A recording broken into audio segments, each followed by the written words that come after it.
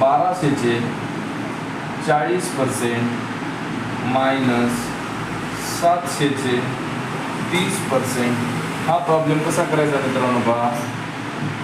1200 काढून टाकायचं, गुणिले घ्यायचं, 40ला 40 पर्सेंटेजचं चिन्ह काढायचं, भागिले 100 घ्या, मायनसला मायनस, 700ला 700 काढायचं, गुणिले घ्यायचे, 30ला 30 पर्सेंटेजचं चिन्ह काढा, भागिले 100 घ्या. वरचे 2 शून्य आणि खालचे 2 शून्य कॅन्सल, वरचे 2 शून्य खालचे 2 शून्य कॅन्सल. इथं उरलं 12 गुणिले 40 मायनसला मायनस 7 गुणिले 30 गुणाकार करून घ्यायचा, 0ला 0, 12चा पारा 4 पर्यंत, 12 चौक 48 मायनस 7 त्रिक 21, 0ला 0, 480 मायनस 210, 0 7 2 270